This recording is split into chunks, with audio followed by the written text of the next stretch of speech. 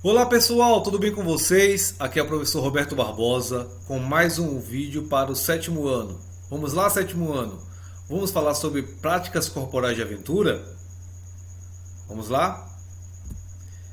Então, antes de mais nada, as práticas corporais de aventura são atividades físicas executadas em ambientes naturais ou artificiais que podem trazer um certo risco físico em que as pessoas precisam explorar ambientes diferentes aos quais elas estão acostumadas e que há uma grande liberação de adrenérgicos, seja a adrenalina ou noradrenalina.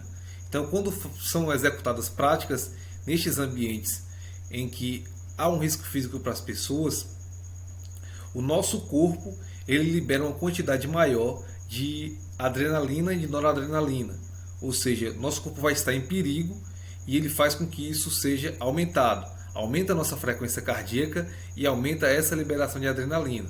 Então, esses esportes que são feitos neste âmbito trazem essas características metabólicas e essas características naturais dos ambientes. Então, estes esportes que são praticados como práticas corporais de aventura podem ter vários exemplos, como o próprio balonismo, como está visível na imagem, a tirolesa, entre tantos outros que nós podemos destacar mais à frente. É certo que essas práticas corporais de aventura existem características diferentes. Existem características voltadas às práticas urbanas e às práticas da natureza, certo? Então, nas práticas voltadas à natureza, são todas essas que estão ligadas aos ambientes naturais, sejam campos, ambientes de montanha, de florestas, de mares, rios, cachoeiras, lagos, enfim, todos esses locais que são estruturados de forma natural. Então, essas práticas acontecem nesses ambientes. Já as práticas corporais de aventura urbanas são ligadas às construções arquitetônicas artificiais, ou seja, que foram feitas por homens, sejam prédios, sejam quadras, parques, locais que tenham asfalto, que tenham cimentação específica, que tenham estruturação seja de madeira também, ou seja, que seja um ambiente que não é natural, que seja artificial, construído por estes seres humanos. Especificando melhor essas práticas urbanas, nós entramos em alguns esportes que são muito conhecidos, que são bastante praticados nos locais urbanos. E isso, claro, que essas práticas são mais difundidas em capitais, em metrópoles, em grandes centros urbanos que são desenvolvidos essas práticas. Então, como por exemplo, o skate, que tem várias denominações ou várias modalidades, ele é um esporte que foi criado a partir do surf. Então, quando os havaianos não podiam praticar o surf, isso na década de 50, eles viam que tinham muita chuva ou muitas tempestades e eles queriam fazer algum esporte que estivessem a seu alcance. Então, eles colocaram rodinhas nas pranchas de surf e a partir dali iniciou-se as práticas do skate. Essas práticas estão voltadas muito à cultura do hip hop, às culturas norte-americanas.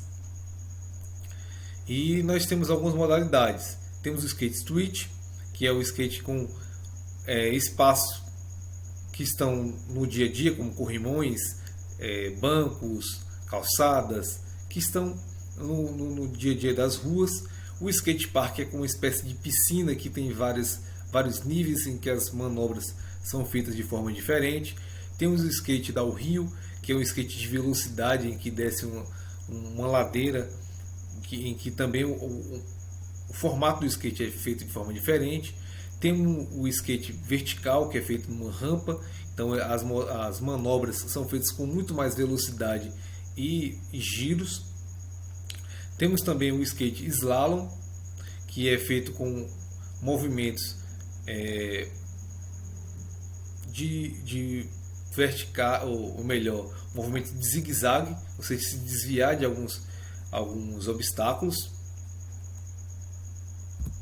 Temos também como esporte o parkour, que foi um esporte desenvolvido lá na França, que ele traz uma perspectiva de movimento diferente do habitual, ou seja, as pessoas, para passarem locais, elas têm que subir de forma leve, ou então andar ou saltar de forma comum. Então eles fizeram esses movimentos de forma diferente, ou seja, com saltos, com giros, com cambalhotas, com aterrissagens diferenciadas, para movimentarem o seu corpo nesses momentos de lazer ou de atividades diferentes. Então, a partir disso, eles começaram a sistematizar esses movimentos e criaram várias, digamos que, movimentos específicos do parkour, e que são praticados atualmente e treinados para suas competições.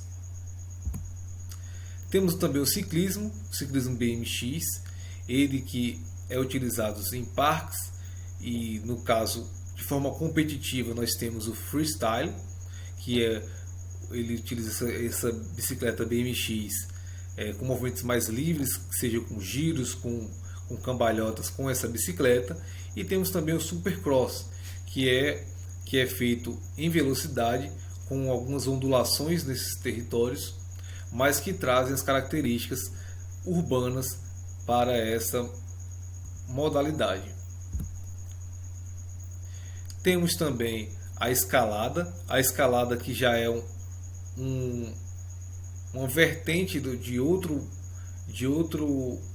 prática de aventura, que é a escalada que pode acontecer em ambientes abertos, em ambientes voltados aos meios naturais, sejam em montanhas, sejam em cachoeiras, em cordilheiras, mas essa é a escalada indoor. Essa escalada indoor, assim como também o skate, ela foi incorporada ao programa olímpico e atualmente faz parte das modalidades olímpicas mundiais. Então ela consiste em a subida, seja em velocidade, seja por tempo ou por grau de dificuldade, que elas têm algumas modalidades neste âmbito, e faz uma simulação de quais as características teriam nessas montanhas. Então eles têm os locais específicos para colocar os seus pés. Alguns utilizam alguns equipamentos como cabos para proteção, já outras utilizam colchonetes ou colchões abaixo, para que as pessoas, caso elas se desequilibrem e caiam, elas possam utilizar esses espaços como proteção. E como um bônus, como um extra, trago aqui um esporte de aventura que é tanto de característica urbana, como os que estou dizendo, quanto de característica da natureza, que é o caso do slackline. O slackline é um esporte que o nome já diz, corda bamba, que se for basear-se em relação à corda bamba, se remete às práticas circenses, em que o equilibrista ficava naquela corda bamba. Mas ele tem uma estruturação diferente, em que ele foi criado a partir de uma necessidade em que as pessoas que estavam nas montanhas lá na década de 70, 80, eles não tinham como escalar e colocaram uma corda de um lado a outro. Depois, com o passar do tempo, essa corda foi ficando mais tecnológica. Hoje ela tem uma estruturação planificada para que as pessoas não se desequilibrem, assim como também este esporte pode ser praticado em vários ambientes, desde que seja preso duas partes. Então tem o slackline como longline, que é praticado uma corda bamba mais longa. Temos o hairline, que é em alturas acima de 10 metros. Os que são de acrobacias, os que são voltados aos meios aquáticos, enfim, todas essas gamas de movimentos são executados, principalmente pautados no equilíbrio. Então, o slackline, que tem como característica se equilibrar, seja de forma dinâmica ou de forma estática em relação à movimentação que é feita naquele momento, mas que haja um deslocamento, seja vertical nas acrobacias ou um deslocamento horizontal para passar de um lado a outro desta corda ou dessa fita. Certo? Então é isso, pessoal. Agradeço a todos vocês por estarem aqui comigo. Um grande abraço do professor Roberto Barbosa e até a próxima aula, tá certo? Tchau, tchau.